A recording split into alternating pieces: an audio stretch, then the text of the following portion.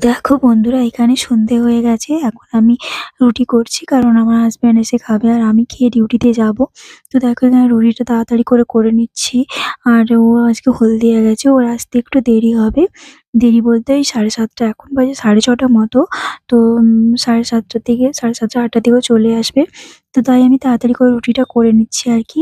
তো আমি রুটিটা করে নিচ্ছি ওর জন্য। আজকে সবকিছু সবজি শেষ হয়ে গেছে।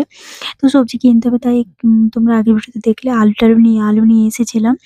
আর ও ভাজা দিয়ে রুটি খেতে খুব ভালোবাসে। তো তাই ওর জন্য ভাবছি আলু ভাজা করে দেবো। আর আমি দুধ দিয়ে খাবো। আমার না দুধ রুটি খেতে অনেক ভালো লাগে। আলু ভাজা দিয়ে খাওয়ার থেকেও দুধ রুটি খেতে ভালো লাগে। তো দেখো বন্ধুরা, এখানে একটা বিপদ হয়ে গেল। অনেক ব্লাড বেরিয়েছে। আমি তো মানে অনেকক্ষণ হাতটা চিপে রেখেছিলাম। তারপরে এই ভিডিও উম করেছি আরকি।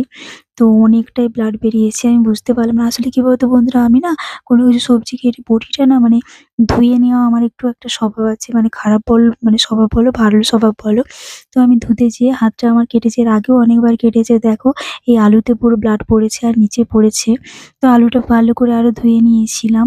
তো দেখো এখানে আমার আলু ভাজাটা কমপ্লিট হয়ে গেছে। তো দেখো বন্ধুরা, নিজের সংসার। তো হাত কেটে গেছে বলে যে হাত নিয়ে বসে থাকবো, এরকম তো করলে হবে না বলো? কাজ না করলে খাবো কি?